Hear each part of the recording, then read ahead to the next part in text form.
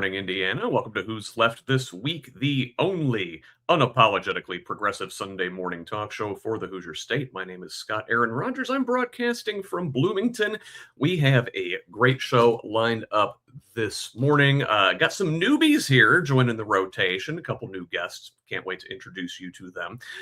First, we're going to do a little bit of housekeeping. Make sure you are all subscribed over at whosleft.us. That is where you will find everything we publish. We got the podcast there. We have our backlog of these episodes, articles, all the good stuff. Again, that is whosleft.us. And hey, we have a special running over there right now. Normally $50 a year or $5 a month to become a paid member and help this project move along. But right now, I only need about $350, 30% off until the end of the year for a paid subscription. That's $350 a month or $35 a year. And hey, I get it. We got the holidays, with my festive background, behold. And budgets are tight. I get it. So if you can't help out right now, do please subscribe on social media. The handle is at whosleft.us on Blue Sky, Instagram, and Threads. It is just at Who's Left on the others. All right. I think that covers it. Let us welcome in our guests this week, starting with our returning guest. There's our good friend, Derrick Holder. Derrick, welcome. Hello. How are you? Very good. Happy Hanukkah. Thank you. Happy Hanukkah. The last day of Hanukkah today. Is that correct? Correct. Wow, very good. Well, I hope it has been a good one for you and your family. Let us welcome in some new folks with us today. There is actual good friend Maria Douglas, who I know from way back in the day. Her husband and I worked together, but Maria is a first-timer here on the show. Maria, welcome. Thank you so much for having me. Say, introduce yourself to the good folks who don't already know you. Oh, yeah. Thank you. So Maria Douglas, she, her pronouns. I'm here in Bloomington, Indiana as well. And the last time Scott Aaron Rogers and I probably saw each other was maybe in the middle of the Gulf of Mexico because a generous gift from the shared employer that he mentioned. And so I've been in Indiana for 45 years. I came to school and I've been in Bloomington for over 30 years. No one needs to do math on that. It's beautiful to see, Scott and myself in terms of our evolution, right? And how we choose to move about in the world. So I'm also co-chair of Hoosier Asian American Power. We are a statewide organization that has 3 pillars: healthy democracy, reproductive justice, and racial equity. So we work hard on voting rights, voter protection. And right now, in terms of racial equity, we're really focused on immigration. Yeah, and we're going to get into that a little bit this week. So let us meet our final guest here. And there's a doctor in the house. That's Dr. Rob Stone. Good morning. Welcome. Happy and a bright solstice to you.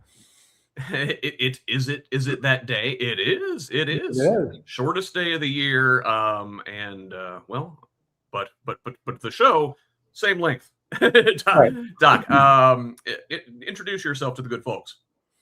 Well, I was born and raised in Evansville, and then I left Indiana for college and medical school and did most of my medical training in Denver. I graduated from medical school in 1977, so it's been quite a long time ago now. And I moved back to my home state of Indiana, to Bloomington, then in 1983. So I've been here quite a while. I never went to school here in Bloomington, but I'm quite happily settled here.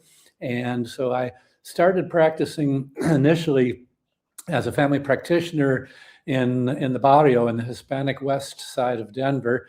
And then when I moved back home to Indiana, I worked as an emergency room doctor for almost 30 years, mostly in Bloomington, but also in Martinsville, Connersville, Seymour, Bedford, Jasper, a bunch of different places around the state. And then since 2012, I've changed my career path a little bit differently.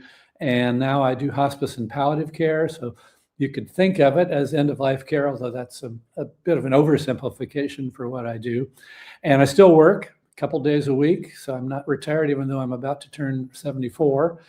And for also my whole life, I've been an organizer and an activist, originally anti-war and then anti-nuclear power, against nuclear weapons proliferation. I met my wife in Colorado protesting at the Rocky Flats nuclear bomb facility. And my big focus since 2005 has been Medicare for all, meaning we need to figure out how to take care of everybody in this country. Our healthcare system's dangerously broken, and you all know all the problems, and maybe even there more, more than I do, you who are living in this system. But we want to figure out how to take care of everybody. So healthcare is a big issue. It is, and really, I think we're going to see with the stories we covered this week that health touches all these issues. Really, so much of everything we talk about has to do with the public health and certainly our own mental health in this timeline. And I guess that's kind of where I want to start this week, man, because last weekend, there we are. Last weekend was not good. It was just a brutal, hellish weekend with a ton of bad news. So, three big stories really to begin this week. Starting in Australia, where officials say the Bondi Beach Hanukkah attack was carried out by a father and son pair. 15 people were killed, including a 10-year-old, and dozens were injured. Police and the Prime Minister of Australia down there, Anthony Albanese, called it an act of anti-Semitic terrorism. There were two gunmen. The older was 50 years old, a licensed firearm holder, and was killed by police. The younger is hospitalized in critical condition. Now, a bystander named Ahmed Al-Ahmed is credited with wrestling a gun away from one of these attackers and was wounded. Officials described him as a hero who likely saved lives. But funny story, the narrative, funny is a bad word. The narrative down there, obviously, is this is, those scary Muslims attacking Jewish Australians. Well, here you have a Muslim man stepping up and wrestling a gun away from an attacker with his bare hands. It saved a lot of lives. And it is ironic that in the days after the attack, when we didn't really know all the details what was going on, the far right disinformation machine ramped up into gear and invented a white guy named Edward Crabtree out of whole cloth and said this was the hero. Weird reaction to things from the far right. Now, Derrick, I want to ask you, and tell me if I'm entirely wrong here, but I think about this attack in the context of a couple of years of increased anti-Semitism. And I do not want to minimize this in any way. This is a horrible act of anti-Semitic terrorism. But I think of a couple of instances, and I want to say it was former President Joe Biden here that said, without Israel, no Jew is safe. And I think of what the far-right Israeli government has been up to over those last couple of years and the way they like to conflate all Jews with the state of Israel, where Jewish people have been fighting the dual loyalty trope for decades. So, and again, the responsibility for this attack ultimately lies with the people who carried it out. But does the Netanyahu government bear some blame here for turning up the temperature? It's a yes and a no. Of course, everything that Bibi does, well, look really bad on Jews worldwide. But I believe most people, or I would like to believe most people, can distance somebody being Jewish from the state of Israel. I mean, I'm Jewish, but I'm not Israel. It's like I love the country of Israel, but don't love the government of Israel. I mean, there is a difference. Yeah. It's like I love the United States wholeheartedly, but the government of the United States can take a leap off a bridge.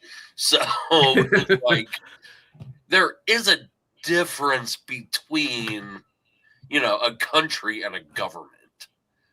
Yes. And at least half of the world understands that.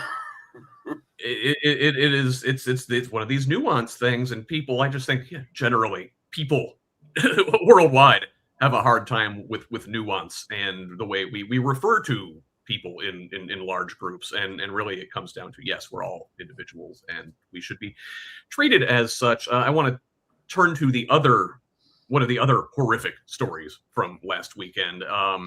So in Rhode Island at Brown University, authorities say Claudio Manuel Neves Valente, a former physics graduate student, was the man who killed 2 students at Brown last weekend, and later shot and killed an MIT professor before being found dead of an apparent, self-inflicted gunshot wound at a storage unit in New Hampshire. Investigators recovered 2 9mm pistols there with him, and forensic evidence say that those weapons are linked to both attacks. A Reddit tip about a suspicious rental car helped crack the case, but officials say the motive remains unclear, with no known connection to the Brown victims and an academic link to the MIT professor. Those 2 men attended school together at the same time in Portugal. Now, Keystone Cash Patel's FBI is being criticized once again for rushing out to social media to say they caught their guy. Well, it turns out the person of interest they detained was not the guy. Again, just like we talked about in Australia with the far-right disinformation machine jumping into action, this week we also saw the desire to be painted as a victim. The far-right claimed that this was a targeted attack at Brown because one of the victims, unfortunately, was the vice chair of the college Republicans there at Brown. So, Doc, I'm gonna ask you about shootings and guns and our gun problem in this country through a public health lens. So that's a really easy one. Yeah, we can dispense with that pretty quickly. Not. So the national group that I'm a part of, Physicians for a National Health Program, or PNHP, that's the group I've been a member of since 2005, and I'm pretty active with that group locally and nationally. Several years ago, our group made one of its position statements that gun violence is a public health emergency in the United States, and particularly because of the number of children who are killed by gun violence. And admittedly, that making a statement like that doesn't necessarily accomplish a whole lot on its own. And like so many things, gun violence has become so politicized, and the right has managed to, I think, paint this issue for so many people as, I'm not going to be able to go deer hunting if a Democrat gets into power and they take away my Second Amendment rights. And then, we could kind of go on and on about what the Second Amendment really must have been intended to say at the time it was written. But gun violence is just a horrible thing. And I worked some years in the ER, and I took care of some gun violence, and not just, people shooting at each other, but the availability of guns then in the houses as a tool of suicide for people who have an impulse to kill themselves. And I've I took care of a 16-year-old girl once who'd blown herself into pieces, and taken care of a number of people who'd shot themselves in the head. It's pretty gory stuff, and it leaves a pretty indelible trauma mark in my brain. So I don't know the best answer, and I certainly don't understand the politics of it, but it's a big problem. It's another one of those things. Like it's nuance. It's that all or nothing thinking. It's, oh, they're coming for all of our guns, not, well, hey, we'd like to make it harder for people to get their hands on certain guns, or make it harder for certain people to access guns. And just same thing with what we're talking about with the shooting in Australia with Israel. It's that all or nothing thinking. It's like, oh, all the Jews are this way, or whatnot, and we see that in the response to last weekend's other tragic news, where Rob Reiner, the acclaimed Hollywood director, actor, activist, he and his wife were killed in a violent attack, apparently by their own son, who has since been arrested. The shocking murders prompted remembrances of Reiner's long career in Hollywood and widespread condolences across the political spectrum, but not from the President of the United States, who responded by blaming the killings on Trump derangement syndrome and attacking Reiner personally, triggering bipartisan condemnation, including from prominent Republicans. Critics pointed out the remarks came soon after the assassination of Charlie Kirk, making Trump's response appear hypocritical and politically damaging, as he refused to walk it back. Maria, you and I are about the same age. We grew up watching Rob Reiner movies. Tragic to see him, killed in such a grisly way by his own son, allegedly. Let us remember Mr. Reiner fondly. What is your favorite role of his, or your favorite Rob Reiner movie? You would ask me that question because I don't watch movies very often. So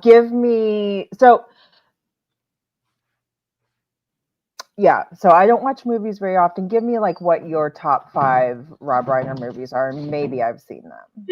Well, listen, everybody goes to The Princess Bride, which is a classic. I mean, yes, certainly it is, dare I say, inconceivable if you had not seen that one. I have seen that. My name is Inigo Montoya. You kill my father, prepare to die. Yes, very good. I find myself using Inigo Montoya lines, not just that one, but that word you say, what you think, it doesn't mean, I don't think it means what you think it means. I cannot tell you how often I use that meme. Just so much joy he brought through all of his movies. And actually, yeah, I mean, that's the thing, that he was so pervasive. Like, I couldn't necessarily pick out like, oh, it's this one or it's that one, but when you hear Rob Reiner died, and at the hands of, his potentially, allegedly at the hands of his own son. I mean, this, like you said at the top of the show, just kind of underscores, all these tragedies having to do with guns. And so it seems to me that there are only certain things that we can control, right? We can't control people. We can't control, we try to, address public health and try to address mental health. And I am a huge proponent of that, being a social worker. But we do know it's the guns, right? And I believe, we do have the right to bear arms, but not military style situations, and definitely stricter gun laws. And those are things that we can control. As I said, we can't control people's mental health. Now, can we, it's a both and, in terms of stricter gun laws, and then in terms of also creating the conditions that lessen trauma, that address trauma, and really focusing on those types of things.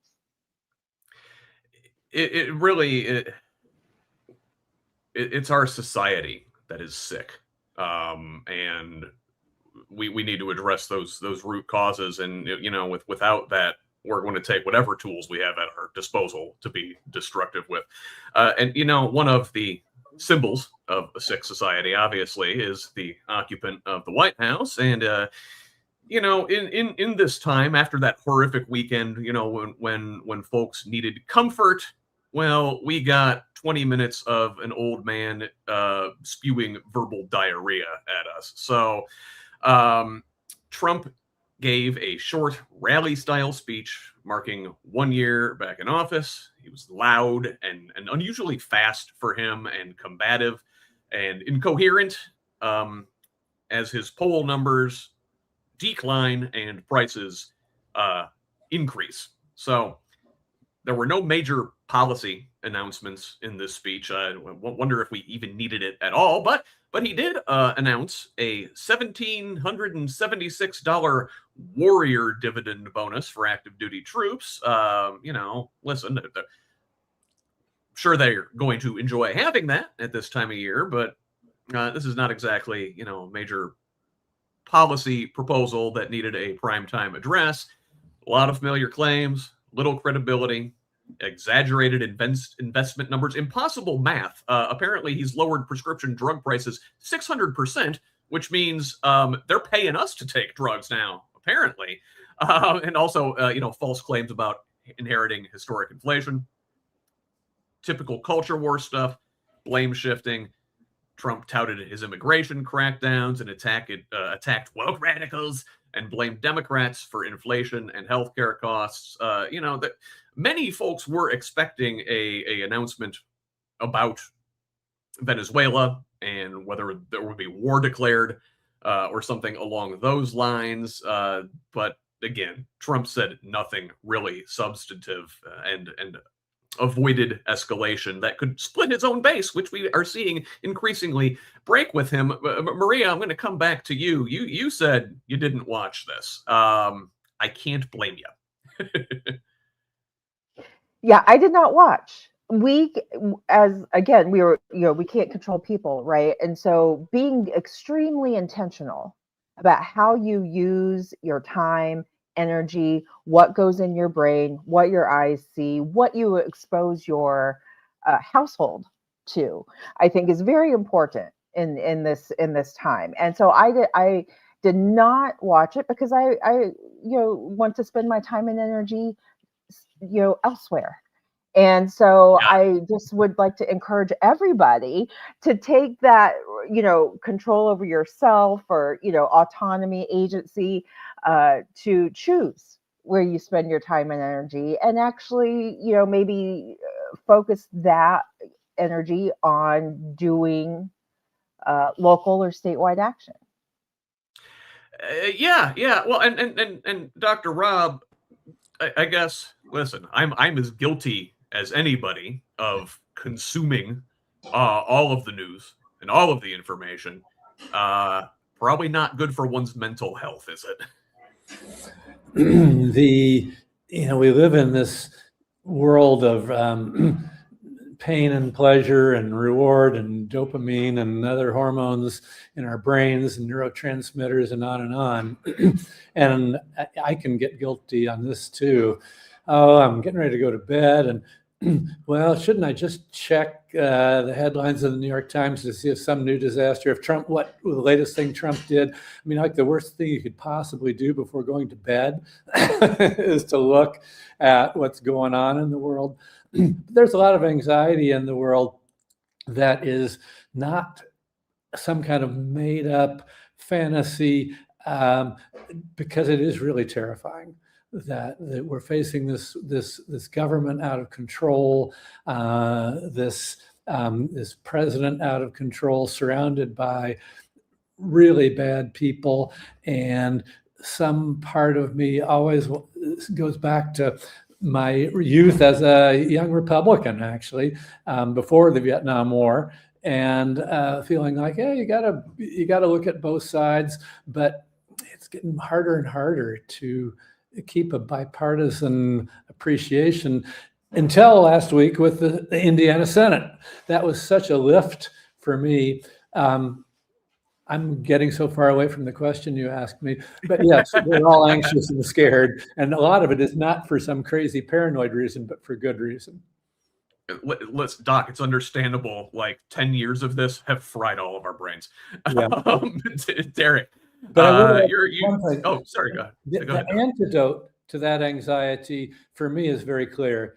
It's activism. It's figuring out how to reach out, how to do something little, something big, but to be engaged rather than to ignore it. Now, I need to set limits on it.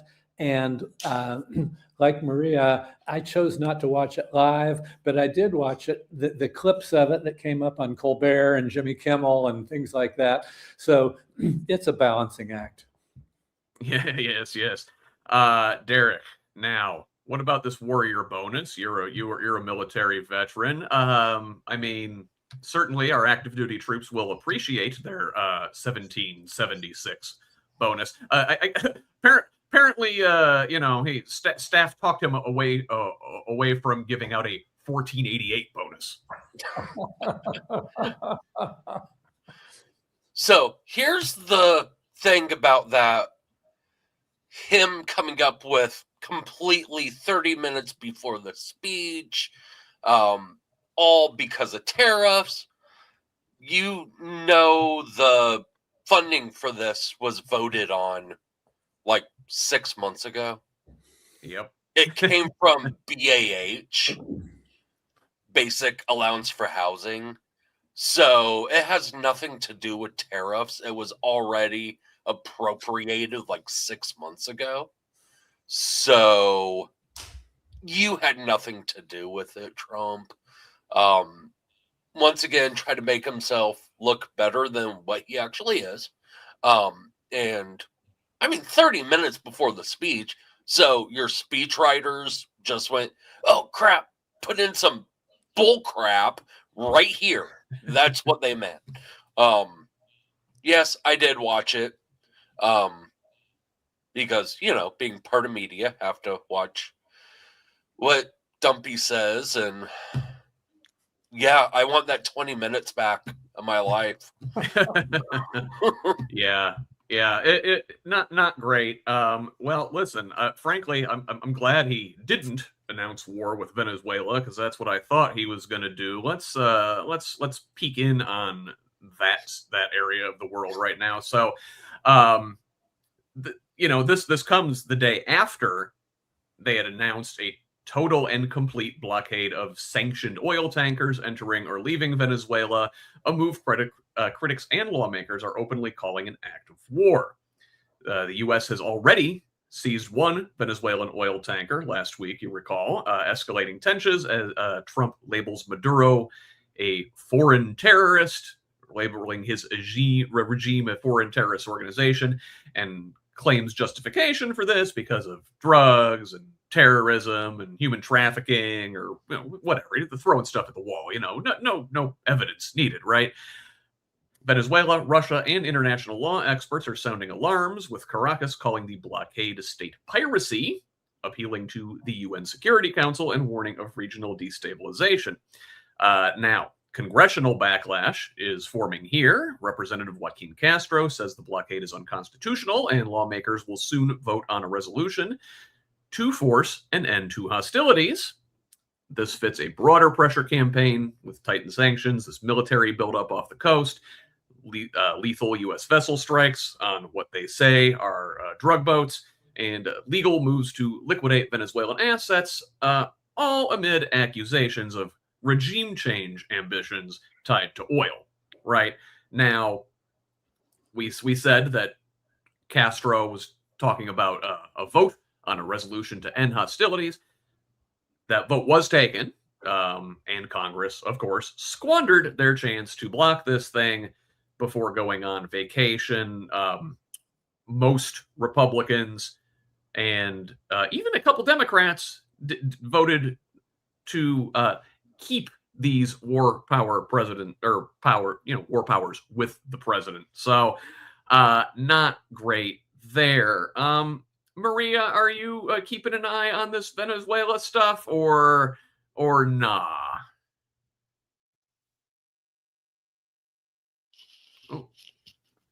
I literally just sent you a comment that says I have nothing on sorry. this. And so, no, it's fine. There it is. It's fine. But also, I can comment on anything, right? And the answer is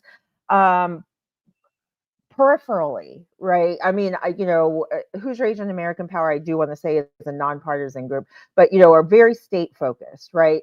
So, but we also know the trickle down, and what affects, the whole country, so I keep an eye on these peripheral.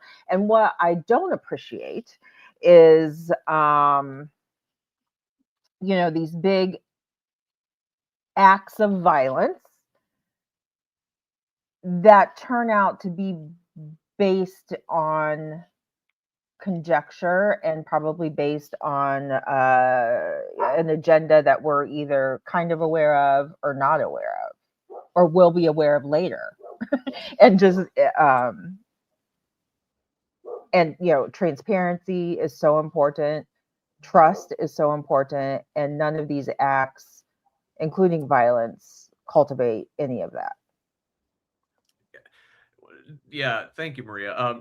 Now, Dr. Rob, you mentioned that your political activism goes all the way back to Vietnam, right? And it seems to me like the Trump administration here is trying to manufacture their own sort of Gulf of Tonkin incident.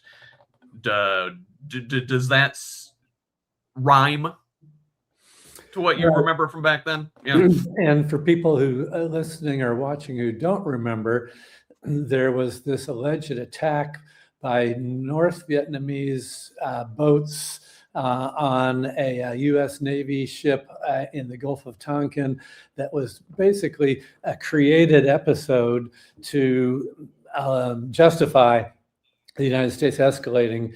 The United States was already illegally attacking and interfering in the affairs of a country and on in Vietnam. But actually, the things that are that are ringing more familiar to me is the build up to the Iraq War and how we were painting the evil despot rather than Maduro. It was Saddam Hussein. But also even the use of the term weapons of mass destruction, which now are being labeled as drugs coming from Venezuela, although they're having some pushback on that because actually Venezuela, initially they said Venezuela was producing fentanyl, which is, there's no truth to that. And then they went to, Venezuela is sending cocaine to the United States, and there certainly is some cocaine traffic, but the last I saw, it sounds like it's almost all actually aimed for Europe. And so, but they're trying, they're looking for the same kind of language to vilify, demonify, both the Vietnamese, the Venezuelan threat and the bad guys in charge. And it's terrifying because one of the most terrifying things for me is that there seems to be no ability for the Republicans in Congress to put any brakes on this. Yeah. And you mentioned the declaration of like these drugs as weapons of mass destruction, right? They're obviously trying to manufacture some sort of pretext to escalate here. And along those lines, look, they gave away the game. There's a big profile in Vanity Fair this week of Trump White House Chief of Staff Susie Wiles. And in this, she basically gives the game away. Now, so this presidency is operating as an openly lawless project. It's not a disciplined administration. Their impulse-driven decision-making, revenge politics, and contempt for legal limits are normalized at the highest level, confirmed on the record by Susie Wiles. The Venezuela policy, for example, we were just talking about this, is it exposes the core deception. These boat bombings, these seizures of oil, this naval blockade. Now it was never about drug interdiction, and Wiles admitted the real objective is forced regime change. In this article, on the record to Vanity Fair journalist Chris Whipple. She also described the inner circle as chaotic, radical, and mutually contemptuous, describing Vice President J.D. Vance as a conspiracy theorist, Elon Musk as a ketamine-using saboteur of government, Russell Vogt, the Office of Management and Budget Director, as a religious zealot, and Attorney General Pam Bondi as incompetent, all while still enabling them. And then the day after, they come out and voice their full-throated support for Wiles. This authoritarian behavior in this regime is it's not accidental. It's facilitated. The mass pardons for January 6 rioters, the extrajudicial deportations, weaponized prosecutions, National Guard deployments in cities, and tariff whiplash are all treated as acceptable tools of power rather than constitutional violations. Wiles admits this in her conversations with Whipple. She talks about these things like, oh, well, I didn't agree with that, or I tried to push back on that, but she keeps going right along. The real scandal here is not like the leaking from Wiles or from other figures in the White House. It's the impunity. It is the level to which they admit out loud what they are doing. And she spoke freely because this White House believes exposure doesn't matter. And when confronted with tapes, this is all on tape. The Whipple has hours and hours of conversation with Wiles. And still, the response wasn't accountability. It was denial and spin and the circling of the wagons. Derrick, you're a political sicko like me. Did you pay attention to this Vanity Fair article? I believe Trump flat out said years ago, I could go out to Times Square, shoot someone in the head, and no one would care. That's how the administration is being ran. It's like you said, they don't care if somebody speaks up. They're Teflon. At least they are. Yeah. Well, so far it has proven to be that they can get away with these things. What do you? She, I talked about her comments about Vance and about Vogt and Bondi and the rest. She said the president himself has the personality of an alcoholic. Which is weird because like Trump is notoriously a teetotaler. He doesn't drink, but he has that addictive personality, right? And he just gets going on his tear and doesn't know when to stop. Maria, did you know that Susie Wiles was Pat Summerall's daughter? I'm like just finding this out in the last few years. This is the guy who was a football commentator for the long time, sat next to John Madden for years and years and years. What do you make of her description of Trump as having an alcoholic personality? Thank you for that question. Yes, it's interesting as we grow up, right? Who becomes who and who does what and who's, parents and it's interesting that you asked me this question. I'm very happy about it. So I'm curious actually, at what an alcoholic's personality actually is. I am in recovery.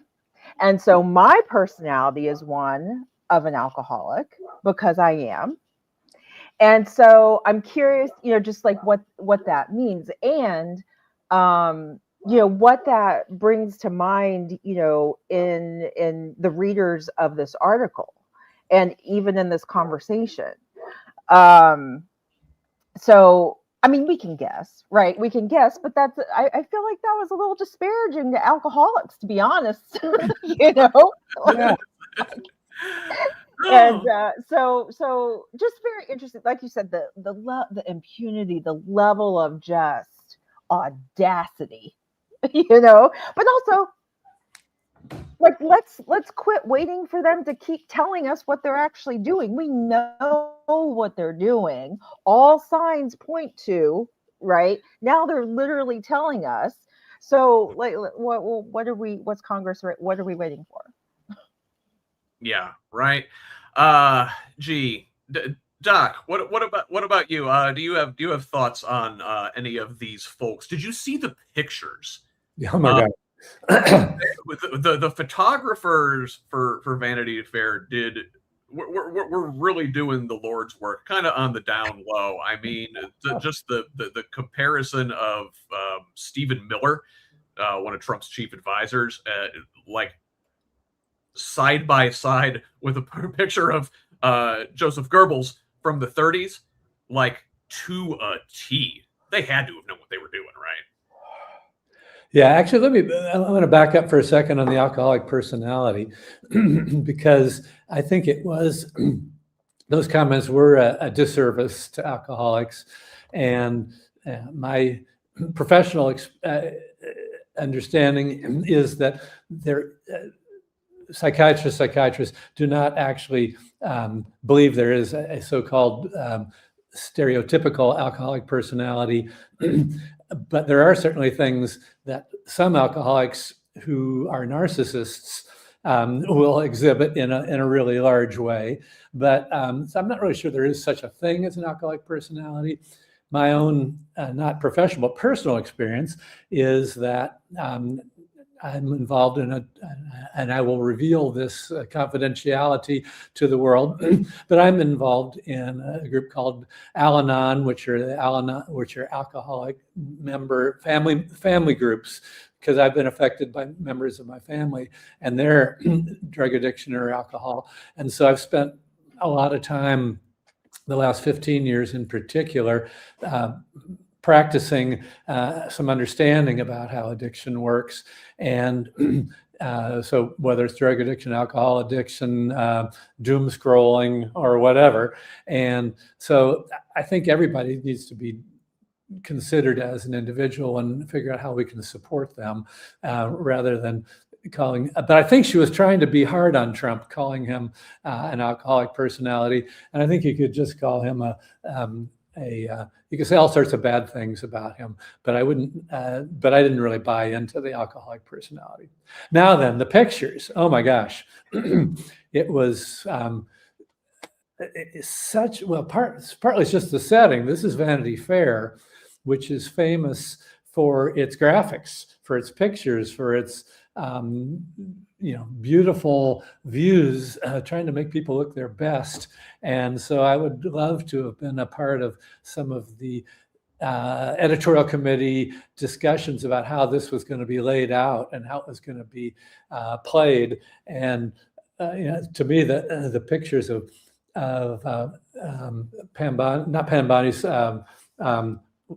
which is her name now. Oh, Caroline Leavitt. Caroline Leavitt's little puncture wounds from her filler injections was particularly stunning.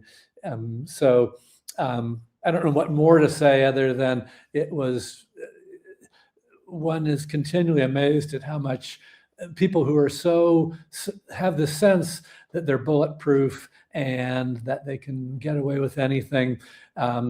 Also allow these, themselves to be not only recorded but photographed, and then sometimes you can see the ugliness right alongside the beauty.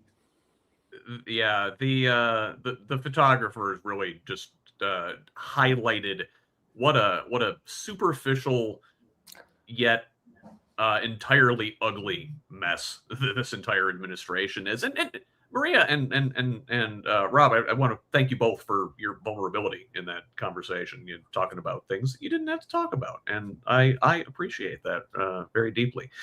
I want to move on to our next story. So we've all been waiting for the Epstein files to be released. You recall Congress passed a law last month demanding the release of all relevant materials in the Epstein case. And, Trump's was backed into a corner and eventually relented and said, oh, yeah, I know, I totally support releasing all this information. So, well, what has happened in that meantime, we don't know, but we did get a huge batch released on Friday. Now, like I said, they were supposed to release all relevant materials, and we only got partial materials. And I'm summarizing the story from Axios here. So on Friday, the Justice Department released thousands of these Epstein-related documents, but acknowledged the release is incomplete, with additional files still missing and no firm timeline for full disclosure. They say they're going to release them in batches. I guess we got some more yesterday.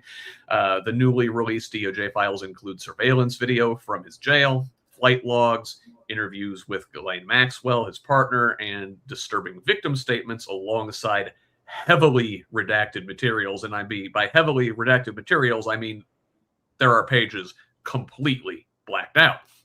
Now, the DOJ says key records remain withheld or redacted to protect ongoing investigations, survivor identities, and claimed national security concerns, but we can all speculate what they're really hiding. Lawmakers from both parties are pressing the DOJ for answers, warning the department missed their December 19th deadline under the Epstein Files Transparency Act. Separately, Congress continues releasing state-sourced Epstein records, including emails, photos, schedules, and documents referencing Trump, former President Bill Clinton, Elon Musk, and others. We saw some Michael Jackson pictures in this last batch. Hadn't seen him in these things before, underscoring that major portions of the Epstein records still remain unreleased. So, we see they're withholding some documents, but then even worse, yesterday, stuff that they had released disappeared. DOJ quietly removed at least 16 Epstein-related files from its website within a day of the release, including photos and materials tied to Epstein's property, without explaining why. Some of the removed files reportedly included a photo featuring Donald Trump alongside Epstein and Ghislaine Maxwell. Gee, I wonder why they removed that one. Lawyers raised redaction concerns after publication, with attorney Gloria Allred saying her team contacted the DOJ about names that should not have been publicly disclosed. The DOJ reportedly acknowledged some names would be redacted, suggesting the files were posted sloppily, then pulled. Again, the removals are sparking bipartisan backlash and cover-up accusations, with House Democrats questioning transparency and Republican Representative Thomas Massie accusing the DOJ of violating the Epstein Files Transparency Act by withholding materials and asserting privilege beyond what the law allows. Derrick, I mean, listen, this is what was gonna happen, right? I never thought we were going to get all the information. There's no way this Trump administration was going to implicate their dear leader. I want to know what national security issues were in the Epstein files. Like, what the hell could be considered national security for a known convicted pedophile? There's speculation that he may be involved with intelligence. Oh, and Trump was an informant for the FBI. Okay, that makes absolutely no fucking sense. Trump may have been a target of intelligence operations by these other other nations, which Epstein may or may not have been working for. I mean, listen, a lot of folks don't know this. It does not come up enough, but Ghislaine Maxwell's father, Robert Maxwell, is notoriously like a triple agent. He was a British spy, he was a Soviet spy, he was an Israeli spy. And I don't doubt that it runs in the family, let's say.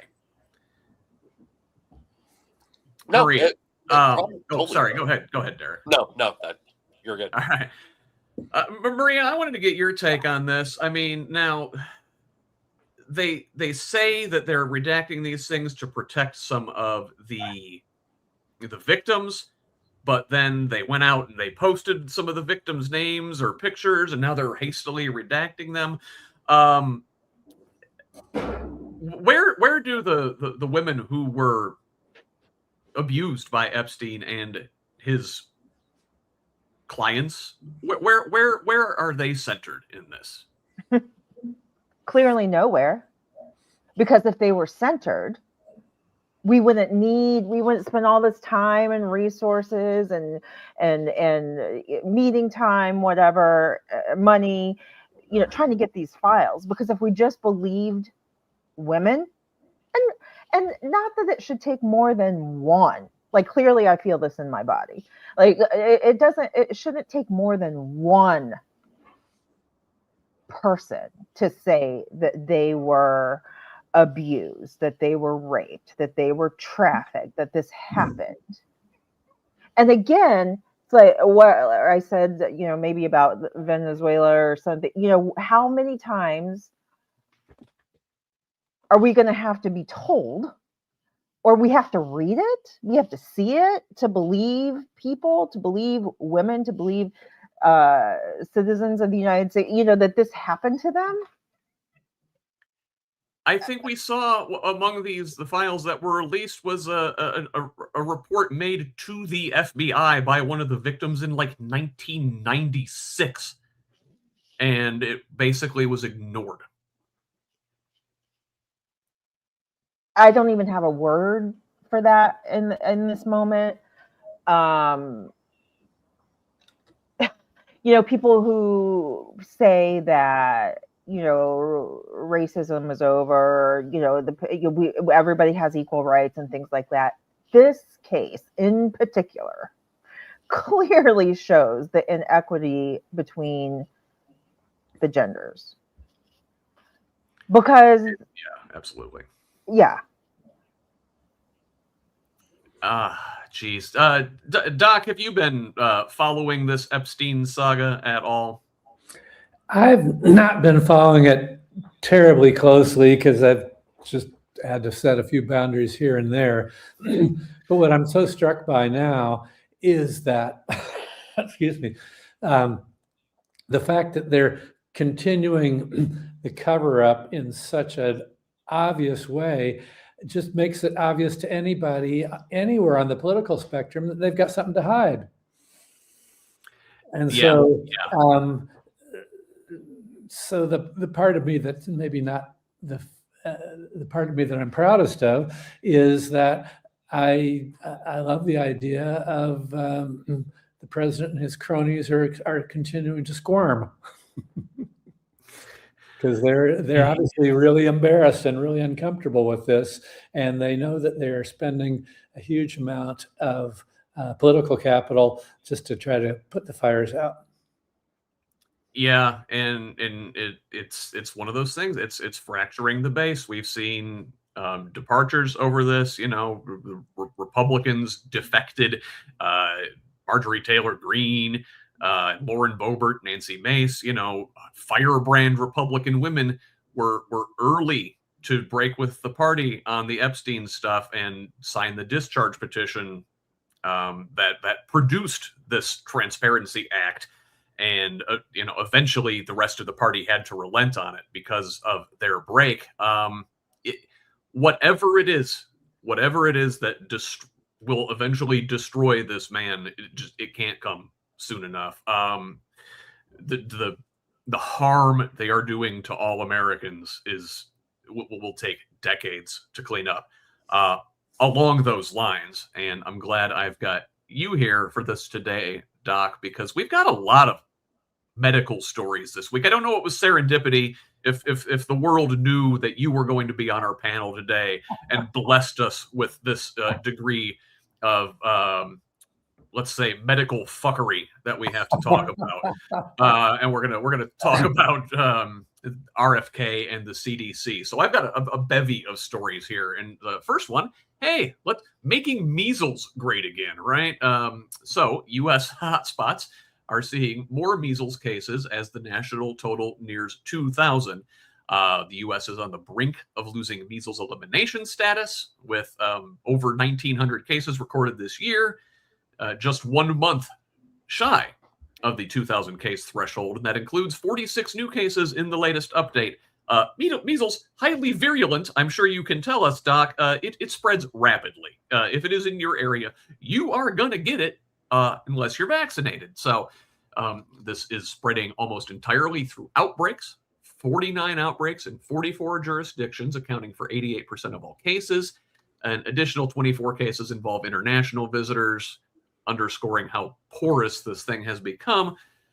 This is an overwhelmingly vaccine-preventable crisis. 93% of the cases are among unvaccinated people or those with unknown vaccination status. Only 4% of patients were fully vaccinated. Children are bearing the brunt, with 2/3 of cases under age 20, with significant spread in elementary schools tied to low vaccination rates. So far, 222 people have been hospitalized, with 3 confirmed deaths. Sticking on CDC news and vaccinations and what have you, the Centers for Disease Control and Prevention have ended recommendation for all U.S. newborns to receive the hepatitis B vaccine. The CDC ended its 30-year recommendation for universal hepatitis B vaccination at birth, now limiting it to infants whose mothers test positive or whose status is unknown. This shift follows pressure from Health and Human Services Secretary Robert F. Kennedy Jr. and his vaccine advisory panel, and reframes routine vaccination as individual-based decision-making, pushing parents to decide with their doctor instead of following clear public health standards. Public health experts are alarmed, warning the change will increase preventable childhood infections, create confusion, and reduce vaccine uptake by weakening insurance coverage and clinical guidelines. This ends a proven successful program. Hepatitis B infections dropped nearly 90% after universal infant vaccination was introduced. Critics say the CDC is abandoning science in favor of anti-vaccine ideology, signaling a broader retreat from evidence-based public health under Kennedy's influence. I've got a couple more medical stories, but I want to pause there and talk about these, because these, I think, form a pair. How do medical professionals navigate a world where the CDC itself is not giving proper guidance? Yeah.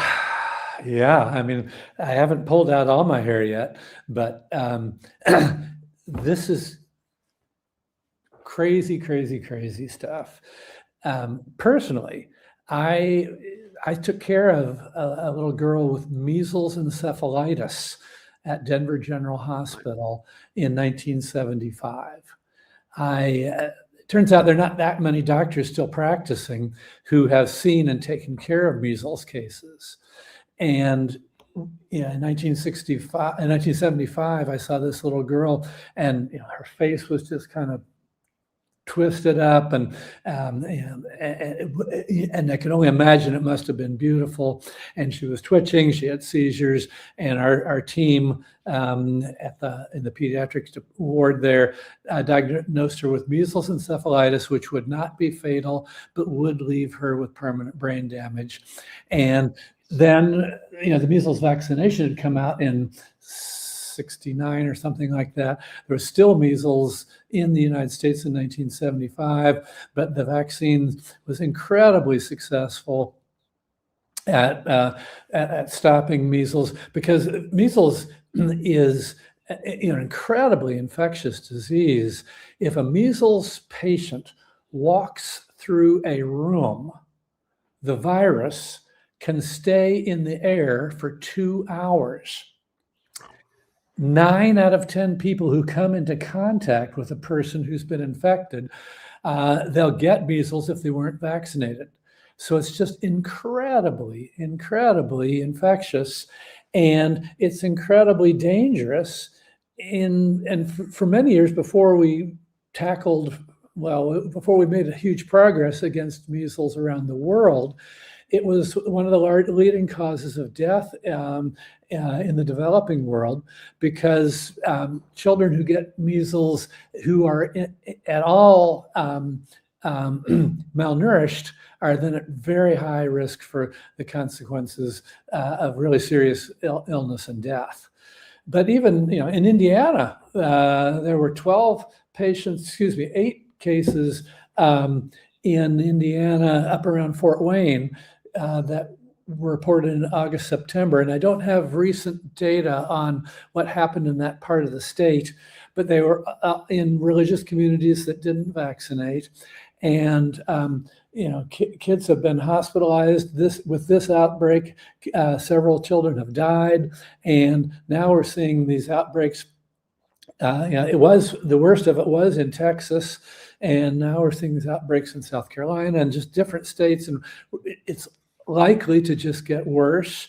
So measles by itself is just a hugely important issue for the United States and for the world and for parents and for children and for all of us. And so, again, rein me in if I get going too long, but so there was a study published in the kind of the premier British medical journal called The Lancet years and years ago, that they linked measles vaccination with autism.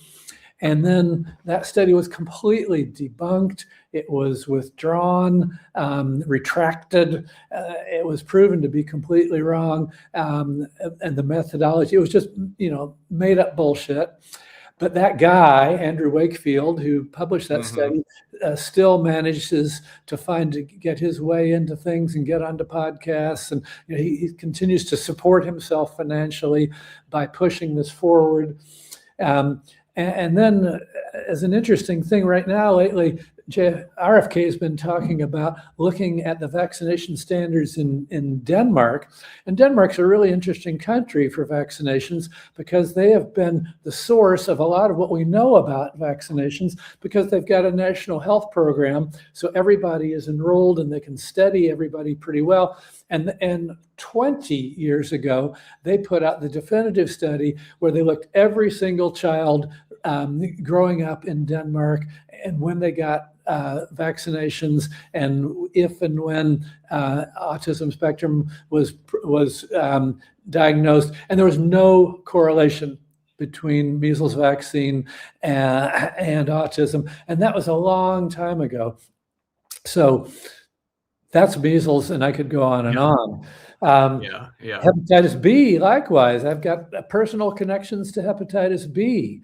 But the most important thing to understand about hepatitis B is that it is much more common. It is endemic in Asia, China, Taiwan, Malaysia, and that part of the world. And so hepatitis B is very common there. And it is the #1 cause of liver failure and liver cancer. And it's a huge cause of problems in the United States as well. But it's really the tragedy of hepatitis B, particularly in Southeast Asia, and then the triumph of getting people vaccinated. And, it is so, it has been so gratifying to see hepatitis B. Yeah, you mentioned it, down by 90%.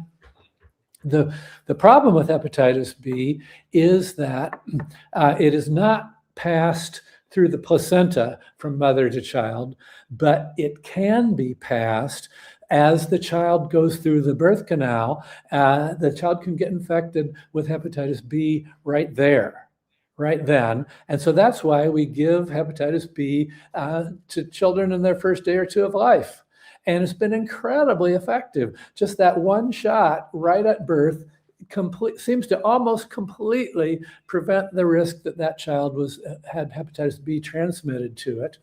Now, in Denmark, they don't give hepatitis B to newborns. And the reason is because they test 99.9% of their mothers during their prenatal period to see if they have hepatitis B, and they only vaccinate the ones who are not carriers of hepatitis B.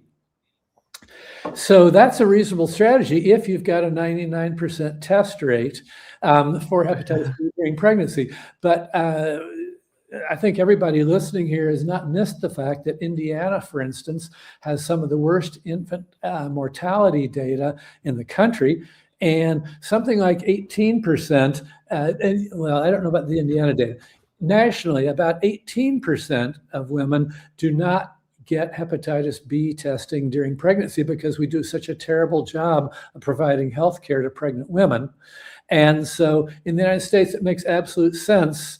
I saw a statement from one of the public health leaders in Denmark yesterday he said, we don't understand why people in the United States wouldn't want to give hepatitis B at birth because their system, misses a lot of people. We don't have to do that, but it's not because we're worried about side effects of hepatitis B. It's just a matter of simple cost efficiency. If you've got a really well-functioning system that tests everybody, then we can focus where we spend our money and just vaccinate the people who need it. But the United States doesn't have that luxury. But they didn't stop doing it in Denmark because of risk of side effects, because there are none. It was just a different way to manage their population health. Well, right, because they have that universal healthcare system, so they can catch these things up front. Because people, aren't like worried about co-pays and stupid crap just to get their routine prenatal care. They can catch those things up front. We have a lot of people fall through the cracks beforehand, and then or have to do things on the back end to catch it. I want to move on to another medical story, and I will let Derrick and Maria get in here shortly. But so also this week, we saw the Trump administration move to cut off transgender care for children, moving to effectively eliminate gender-affirming care for minors by proposing to cut off Medicaid, Medicare, and CHIP funding to hospitals that provide it. Again, RFK framed gender-affirming care as malpractice, directly contradicting every major U.S. medical association that supports evidence-based treatment for transgender youth. This threat isn't just symbolic, because nearly all U.S. hospitals rely on federal health funding. The rules would functionally ban care nationwide, even in states where it remains legal. They're using market pressure and threats of withholding funding to hospitals in those areas. The proposals aren't final yet, but they are already chilling care, with providers pulling back in anticipation of federal retaliation and lawsuits looming. This is part of a broader federal crackdown on transgender rights, including redefining sex in federal law, excluding gender dysphoria from disability protections, and criminalizing providers. Now,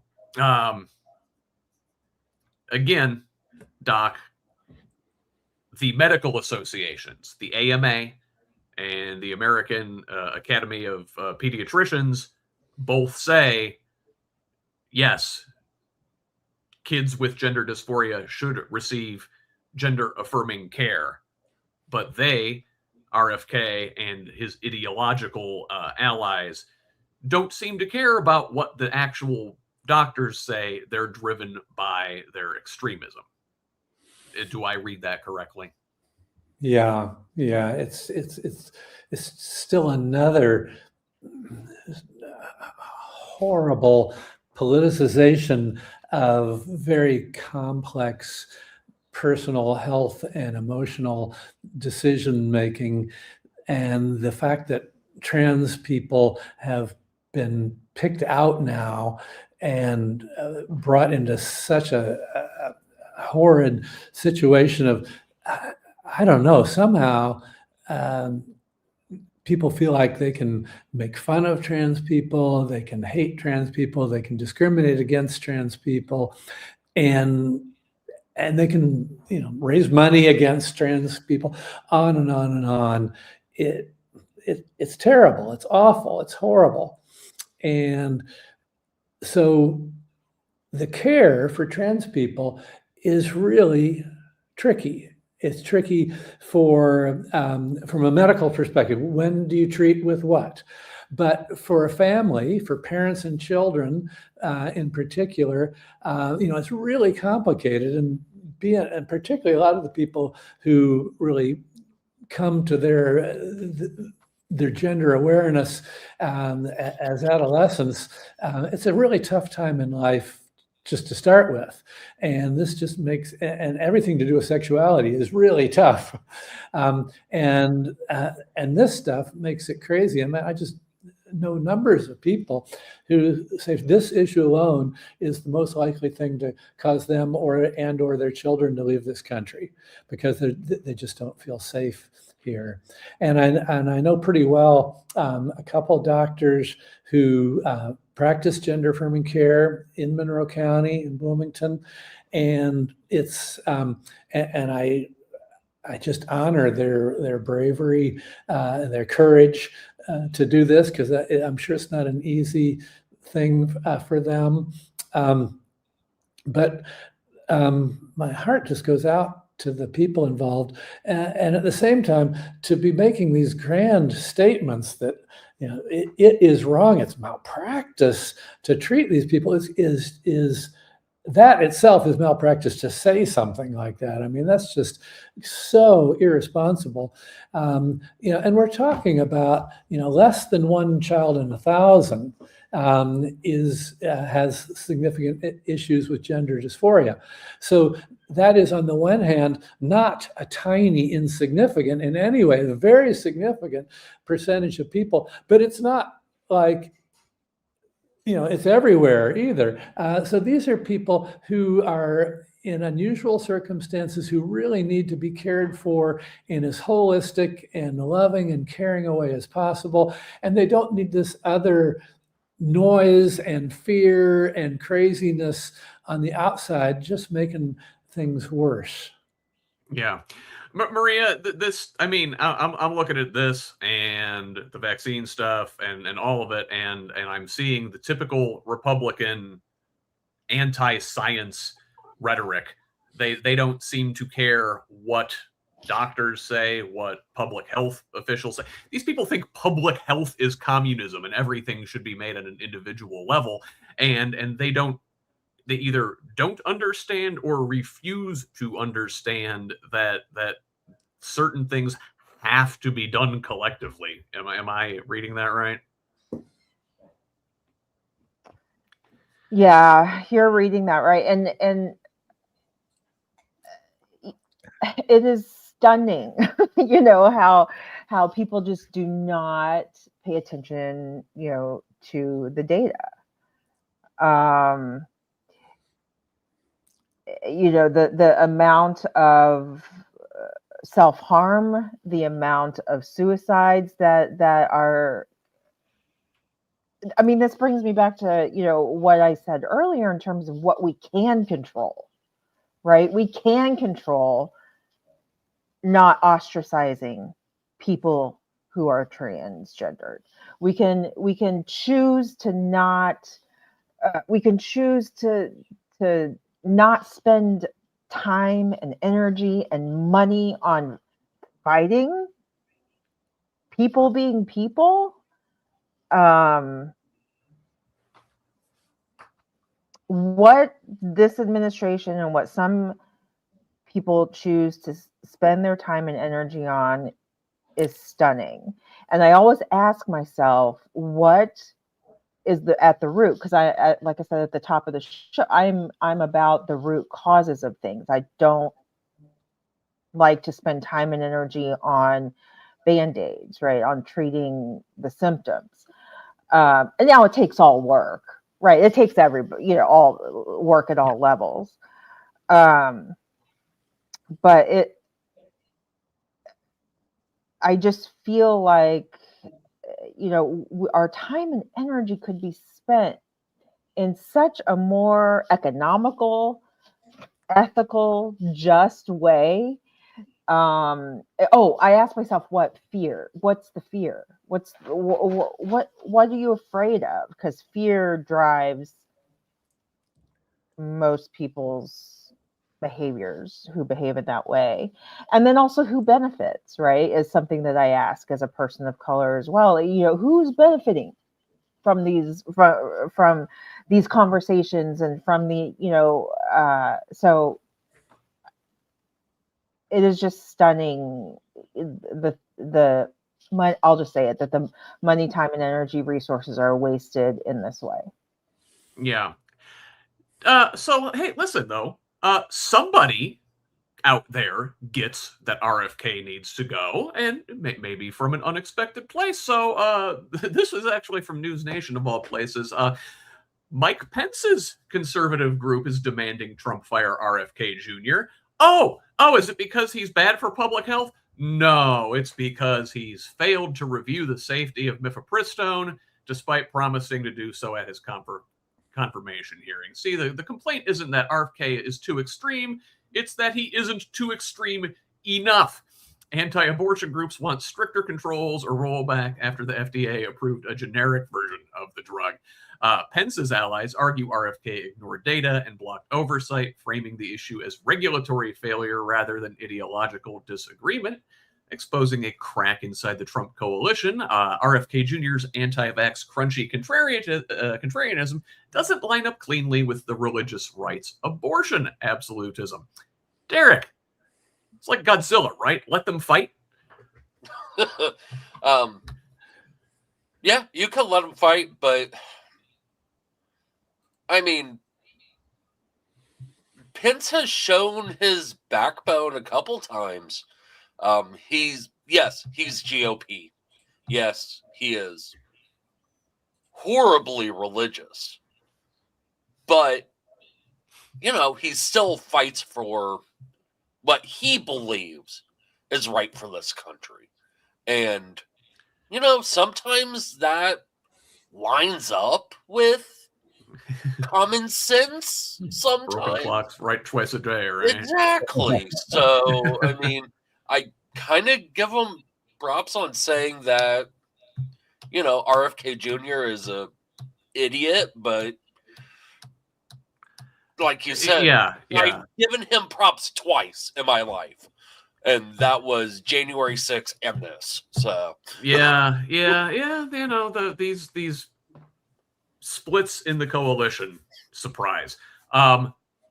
About that, so one more I want to point out here in the healthcare field, right? So House Republicans passed a symbolic healthcare bill that dodges the real crisis. Their package offers conservative tweaks, but does nothing to stop the ACA premium subsidies from expiring at the end of the year, which will spike costs for 22 million Americans.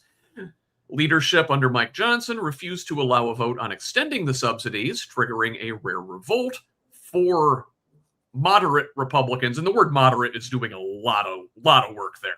Moderate is working so hard there, it must be an immigrant. These four Republicans joined Democrats on a discharge petition to force a House vote on a 3-year extension. Now, Mike Johnson's running out the clock, delaying this vote into January, even though these subsidies expire at the end of December. A choice the Democrats and those moderates say guarantees immediate harm to constituents, right? There's at least 1 month of giant insurance spikes if nothing is done. So the earliest, if this thing passes in January, that they could lower prices, that they could put these subsidies back in place, would be for February. Again, these quote-unquote moderates openly blame their own leadership, saying that doing nothing is worse than a flawed extension, and accuse the speaker of late, unserious policymaking that leaves families exposed to higher premiums. The path forward is procedurally messy and politically volatile. A forced House vote could pressure the Senate into a bipartisan compromise, but GOP leadership is still trying to peel moderates away and avoid owning the fallout. Again, Dr. Rob, all of this is failing to deal with the problem the right way, and that is a national healthcare program. Where to start? Yes, because we have this patchwork quilt, torn and tattered patchwork quilt of healthcare coverage things, and it's all relates internally and in all these complicated ways and causes huge inefficiency. And just as we see, so this little side thing, which I feel like I understand health policy pretty well, and health politics still bewilder me after years of trying to understand it. But how it was that during COVID, the Biden administration gave some extra juice to the Affordable Care Act, subsidies that are given to help people who get coverage through the Affordable Care Act afford their premiums. And because the government subsidizes part of their premiums, so they gave a little boost to that during COVID. And they did all sorts of things during COVID to expand public health in ways that probably saved millions of lives. But this particular little piece of it was something I didn't even pay any attention to at the time. And although my kids are mostly covered under Affordable Care Act marketplace plans. And so now my kids are facing these incredible increases in their premiums.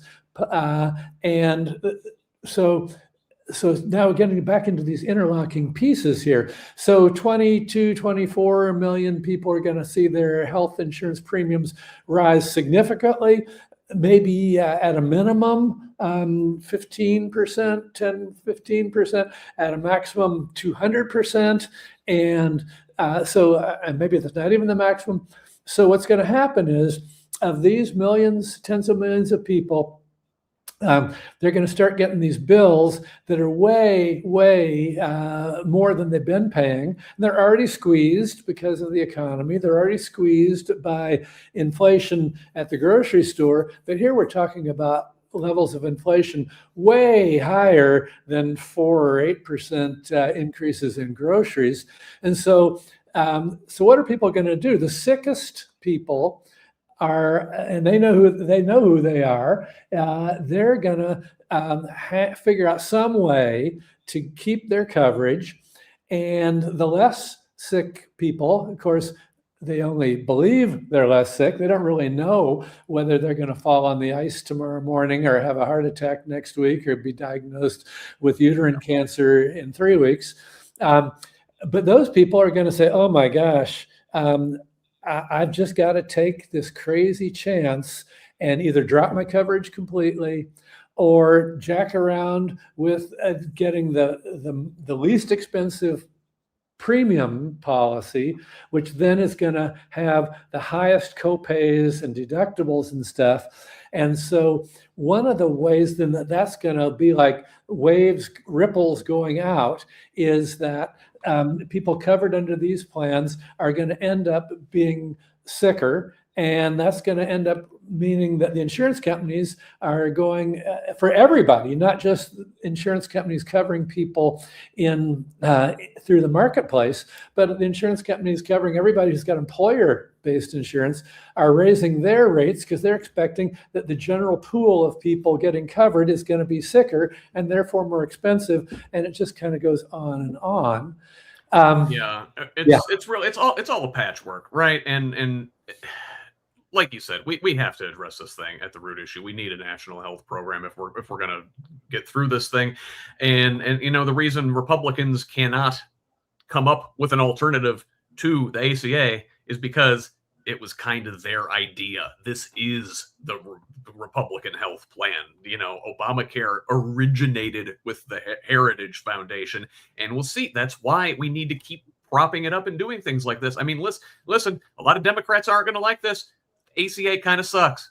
It was always a half measure. And if we don't do Medicare for all or something like it, we're going to keep running into problems like this. Boy, at least one thing maybe medically right this week. So Trump signed an executive order fast tracking the reclassification of marijuana. Trump signed this executive order directing marijuana be reclassified from Schedule 1 to Schedule 3. So, it's not legalizing it. It's not descheduling it. It is making it available for testing, medical studies. It explicitly does not legalize it. And Trump went out of his way to reject recreational use, framing this move as common sense relief for people with chronic pain. It would lower regulatory barriers and expand potentially access for seniors, veterans, and patients, regardless of state level policies. The directive also targets CBD, instructing the White House to work with Congress to expand safe access while restricting products deemed risky. And we're gonna turn to Indiana because here our Attorney General is not happy with his president. And props to whoever is writing the headlines over at Wish 8. The headline was, Rokita is blunt in disagreement with Trump's marijuana order. Attorney General Todd Rokita is formally opposing the reclassification, joining other AGs from 8 other Republican-led states in arguing marijuana should remain a Schedule 1 drug on par with heroin and LSD. Rokita claims the science still supports Schedule 1 status, claiming alleged harms to children, adolescents, and public safety, particularly around impaired driving. Indiana officials are signaling resistance, not adaptation. Rokita's office says it will evaluate the order closely, framing the move as a public health threat rather than an opportunity for medical research or pain treatment for Hoosiers. Derrick, what do you think this means? Are we going to see national legalization? I mean, this executive order certainly isn't that, but is it a step in that direction? It's a step in the right direction. I mean, and Rokita, I mean, dude is, to use an old term, such a square. I mean, he hasn't had a good day in his life.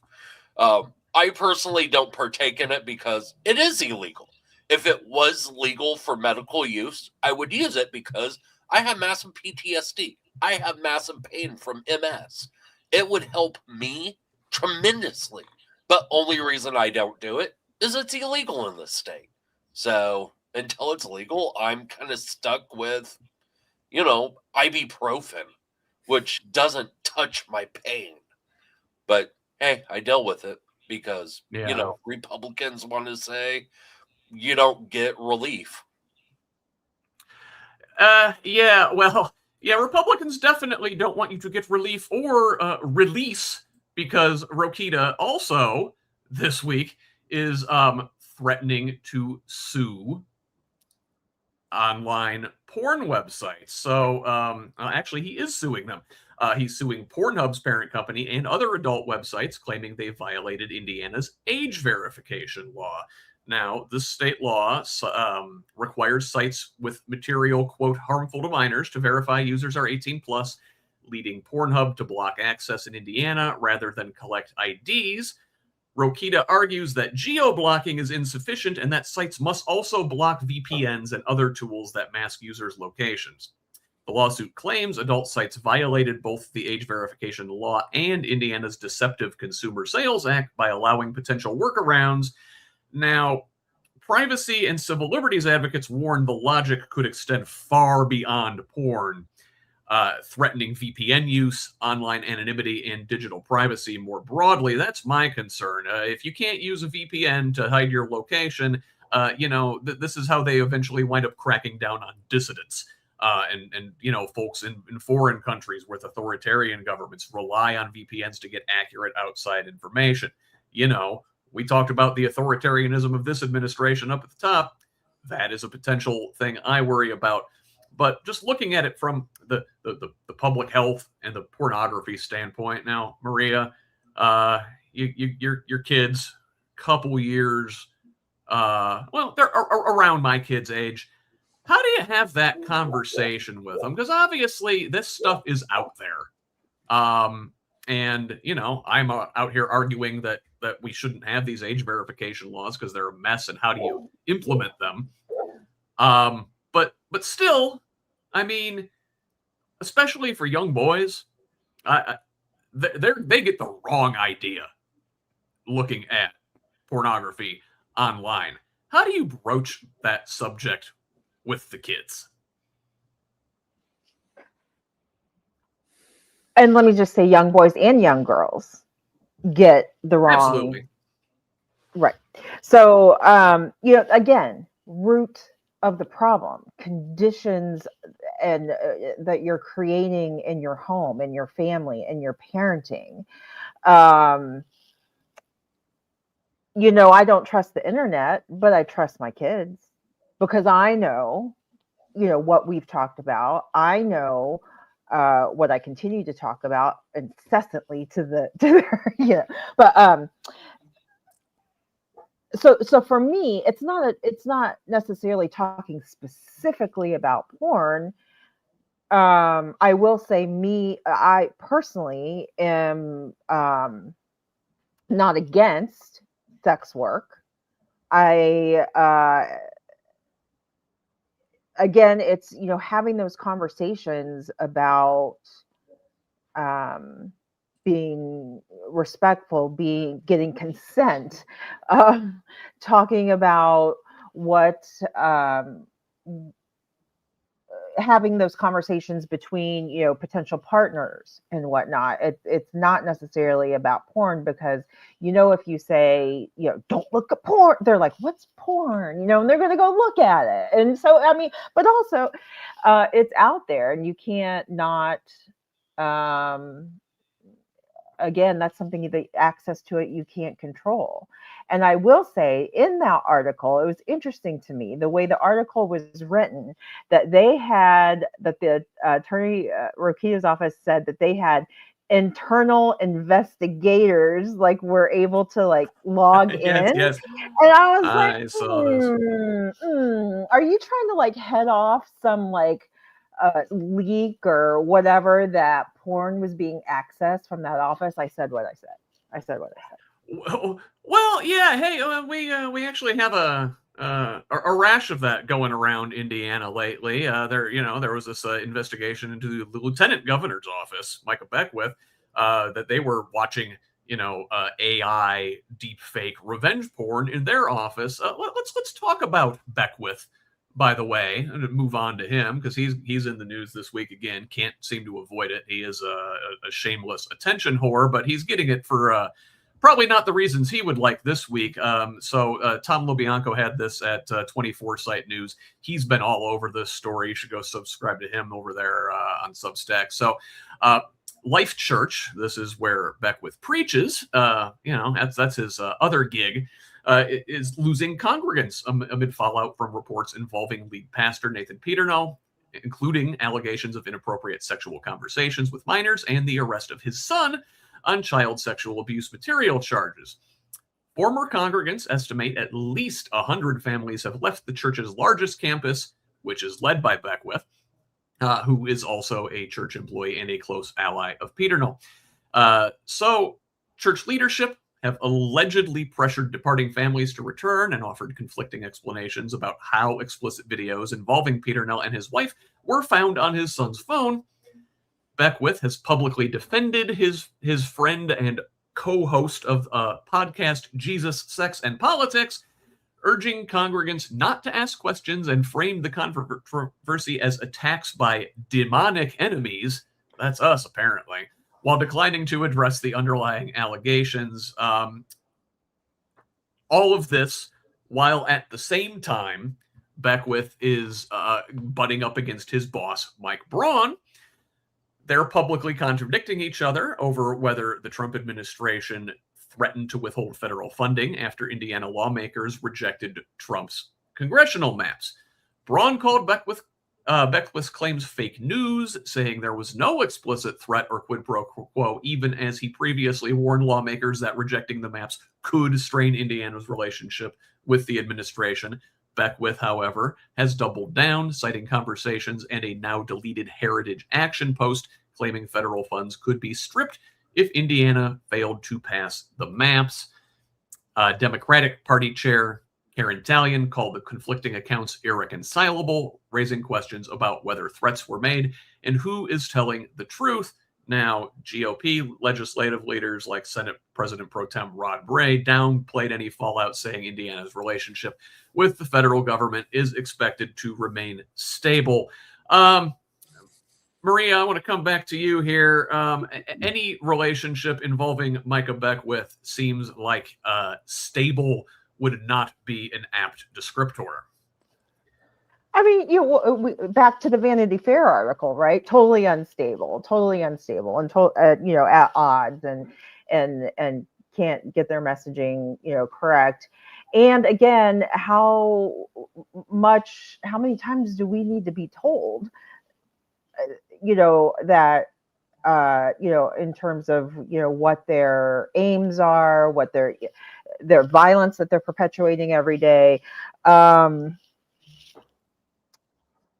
again, in terms of Life Church, that's stunning, that the audacity. Don't ask questions. Like, don't ask questions. And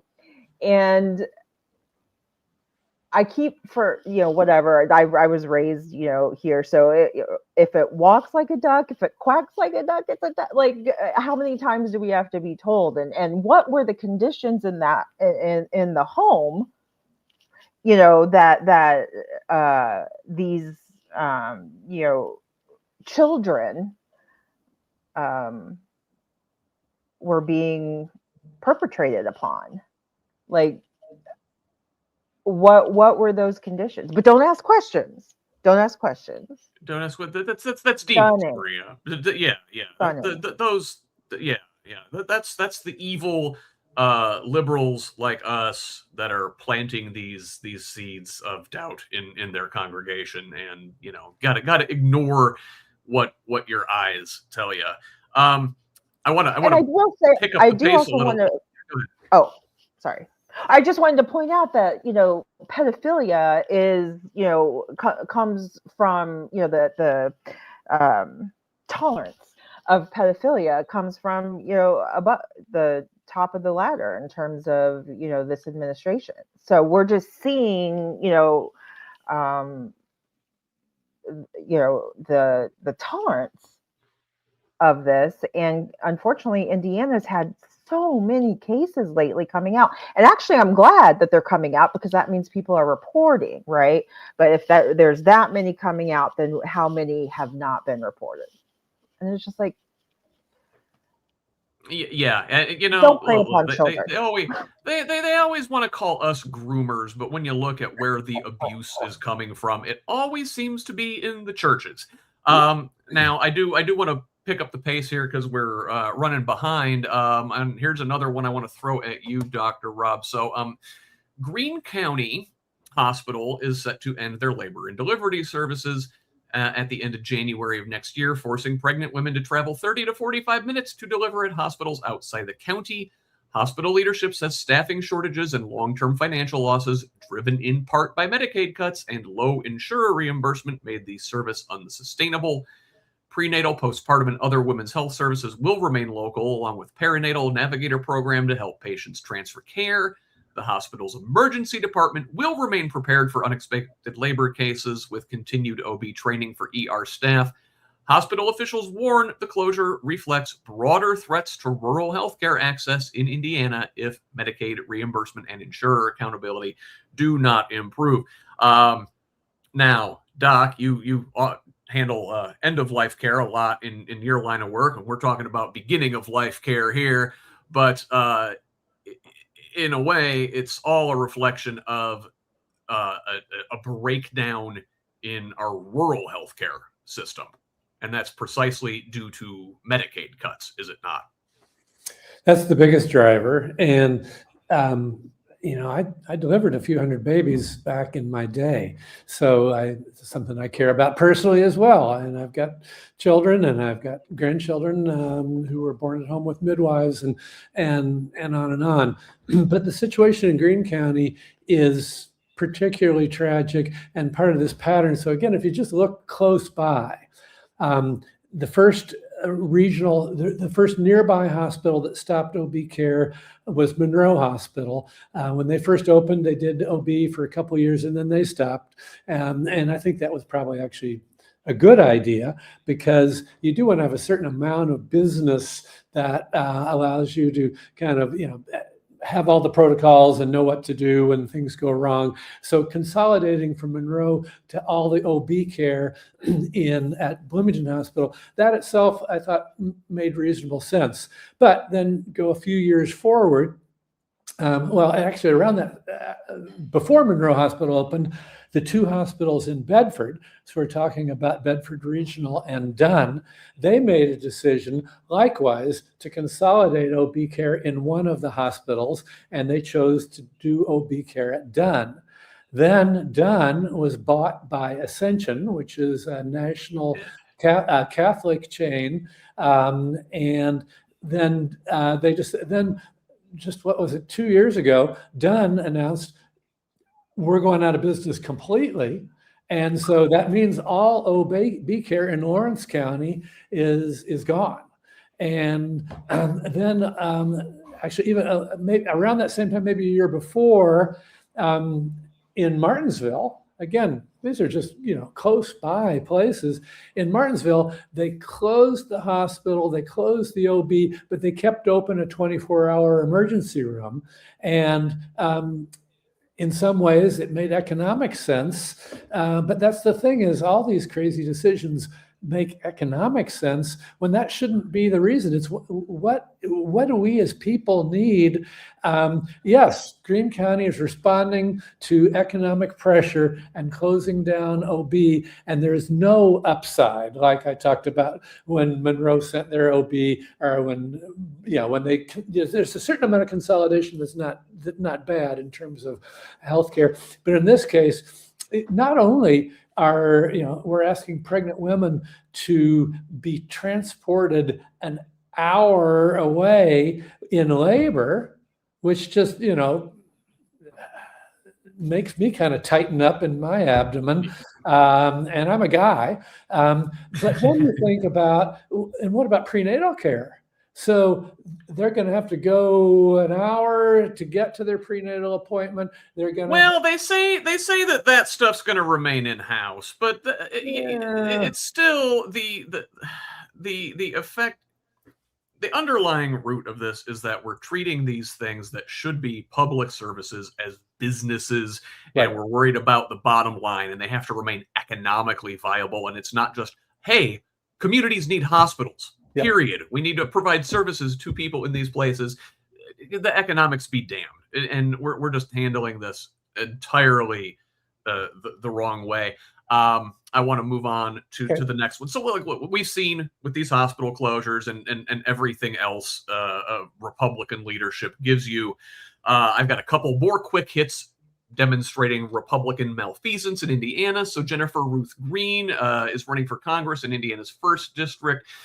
She was working in the governor's office as a public safety secretary. She's agreed to pay a $10,000 fine and waived a public hearing to settle an ethics complaint. Investigators found she was misusing state staff and resources for political purposes and retaliated against an employee who reported her conduct. This settlement closes the case with no further penalties, leaving the findings uncontested as she again campaigns for Frank Mervan's seat. Also, this is from the Indiana Capitol Chronicle this week. So Indiana lawmakers are teeing up new death penalty bills ahead of the 2026 session. That's right. Instead of worrying about our rural health care, Republicans are worried about different ways to murder people.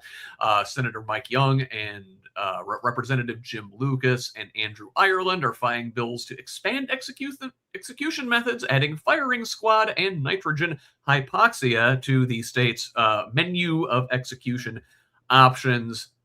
So, listen, in lieu of all this, seeing that this Republican-dominated state has its priorities backwards, the group Independent Indiana wants the state to end straight ticket voting.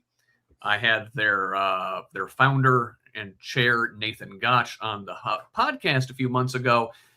This group is urging lawmakers to end straight ticket voting, arguing it hides independent candidates and reinforces one-party dominance.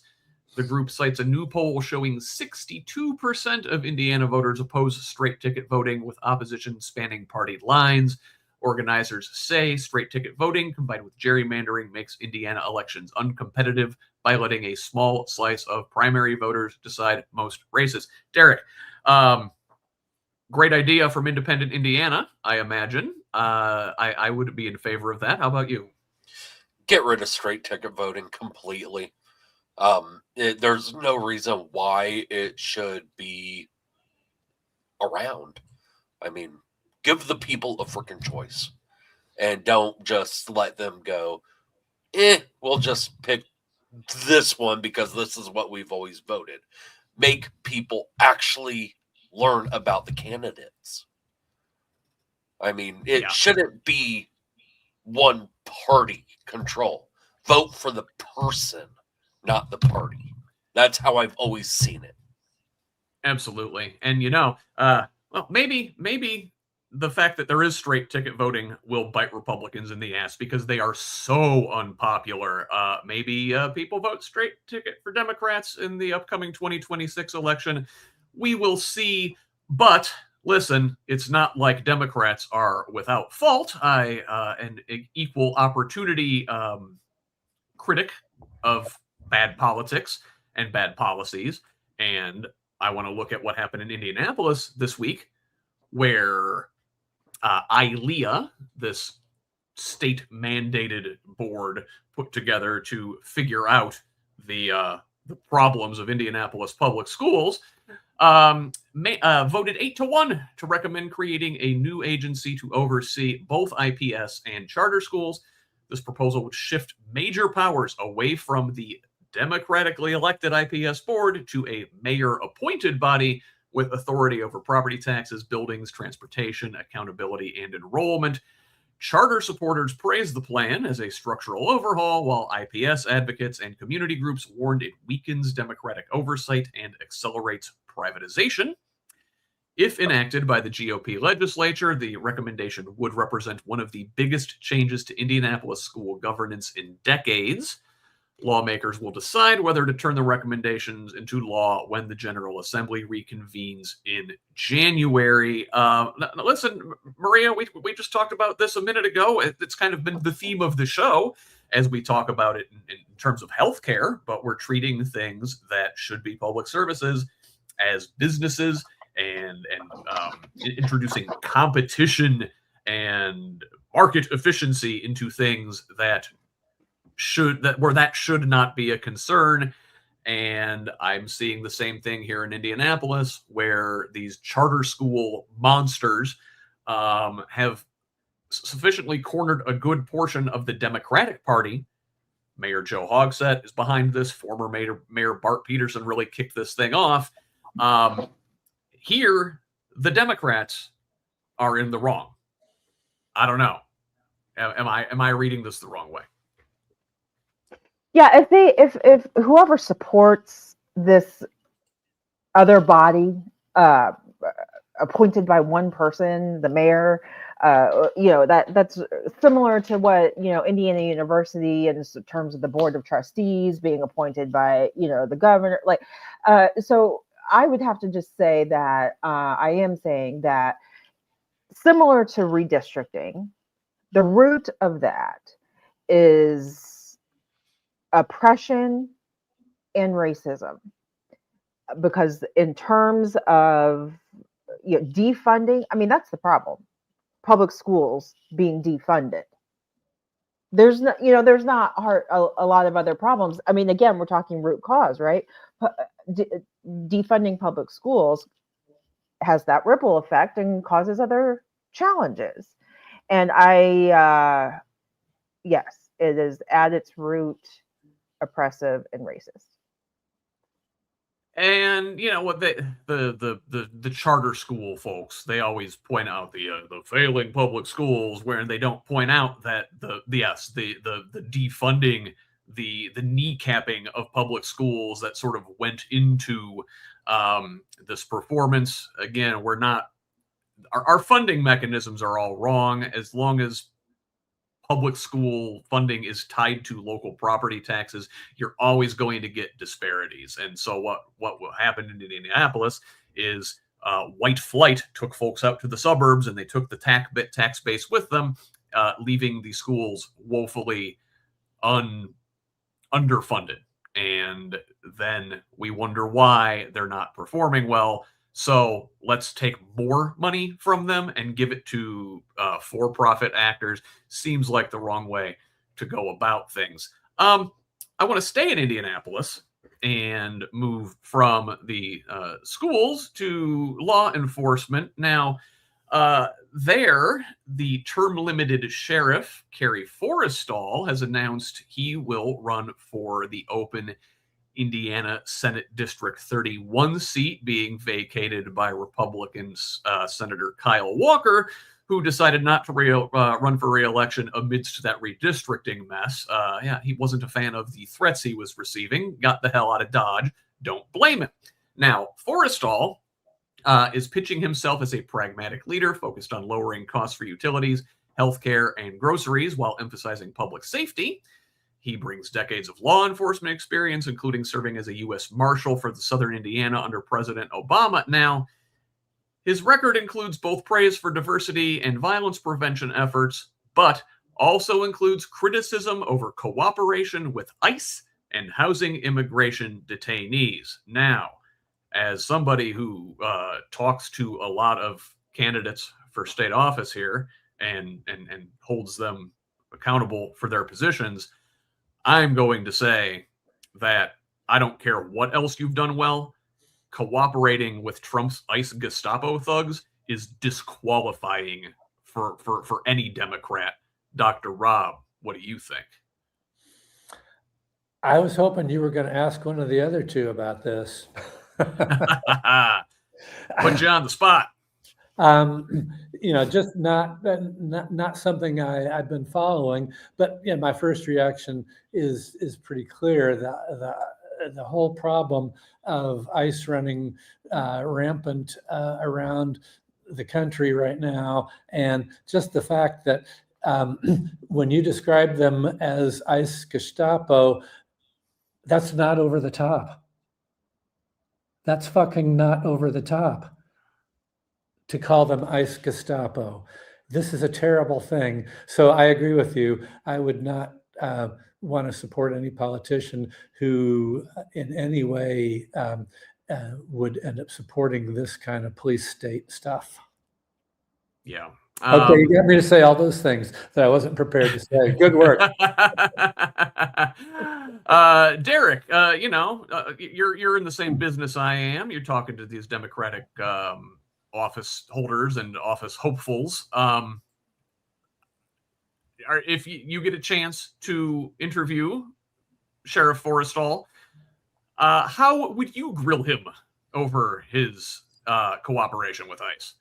Flat out ask him, why the hell did he do it? Why did you turn on your citizens that you were elected to protect? Just flat out ask them. Don't beat around the bush. I'm not the type of person to pussyfoot anything, if we're allowed to say that. The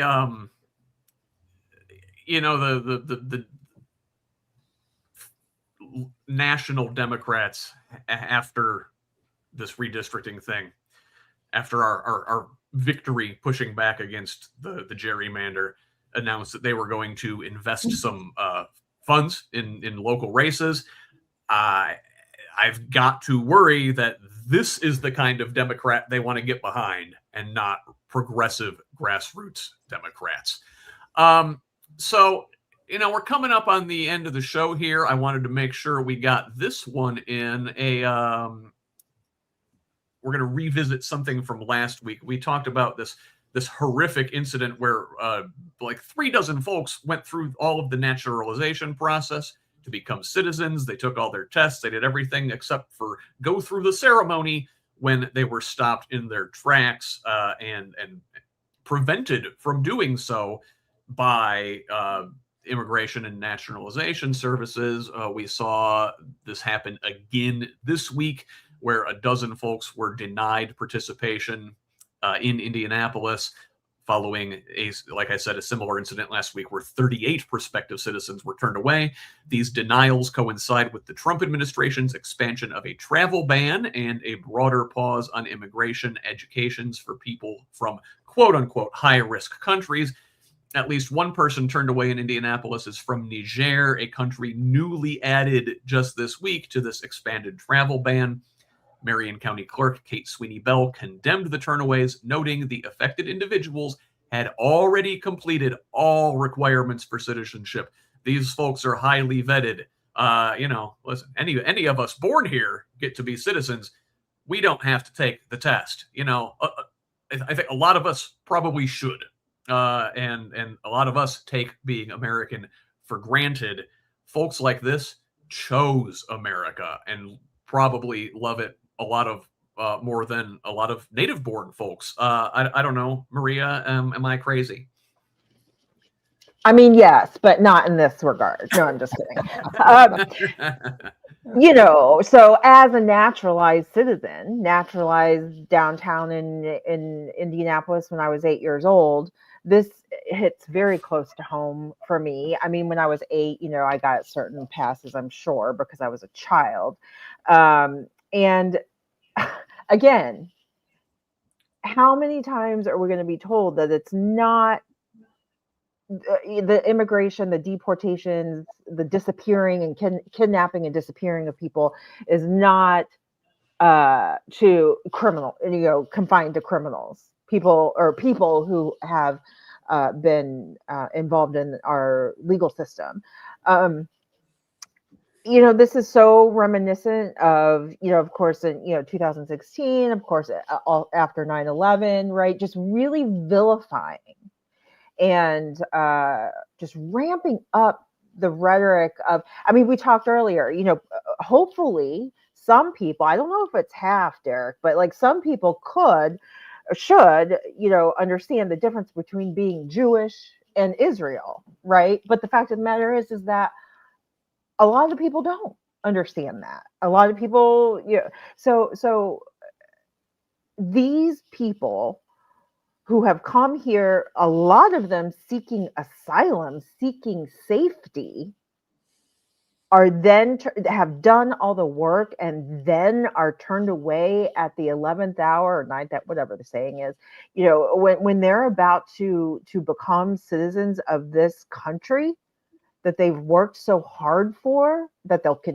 to get naturalized, become citizens, but also in terms of labor, they'll continue to work, because everybody has to work to live, unfortunately. So just inhumane, period. Yeah, and the people who are really destroying this country are not immigrants. They are not, whether legal or illegal. It's the folks in the White House. It's the folks profiled in that Vanity Fair article from earlier. It's Trump. It's Vance. It's Caroline Leavitt. It's Stephen Miller. My God, that guy is a ghoul. He should be deported. So I want to end on I guess, an inconsequential light story this week. So the Chicago Bears are eyeballing a new stadium, and they've announced this week they're exploring Northwest Indiana as a potential location for a domed stadium, immediately igniting a cross-state political fight. Now, Governor Mike Braun welcomed the idea, while Illinois Governor J.B. Pritzker blasted it as a slap in the face, with Illinois lawmakers pushing back on proposed tax breaks. Critics say the team may be using Indiana as leverage to secure favorable tax terms in Illinois, raising questions about the team's strategy and political read of the moment. And I'm going to take this one myself because I'm from Northwest Indiana and I am a Chicago Bears fan, and the team should play in the city under open air. None of this dome bull crap. That's for the Vikings. That's for the Lions. Real football is played in real weather on the frozen tundra. And that is where we're going to end this week, but not before I give each of you an opportunity to shamelessly promote yourselves. Let's begin with Derrick. Derrick, where can the good folks find you? YouTube at Hold 'em Accountable. Just search it up. Also, Facebook, Instagram, Hold 'em Accountable everywhere.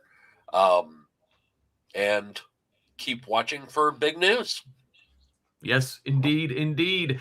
Maria, shamelessly promote yourself. Where can folks find you, and where can they learn more about Hoosier Asian American Power?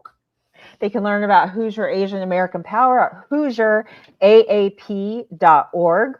Most of our handles on the socials is Hoosier AAP. And I really have to redeem myself for my first question. American President, Stand By Me, When Harry Met Sally, and A Few Good Men. Thank you. Very good. Thank you. Dr. Rob, close us out. Okay, so my goal is that everybody in this country has affordable health care, and that's my dream and my work. And so my organization nationally is called Physicians for National Health Program. Just remember pnhp.org. And in Indiana, our state chapter is called Medicare for All Indiana, and I'm on Substack, Medicare for All Indiana. All right. Very good. Well, happy holidays to all of you. Thank each of you for joining us. Thanks all the folks in the chat, even you trolls. You kept me busy today. Yes, but happy holidays to you and yours. And I will be here again next week. But until that time, love each other, Indiana.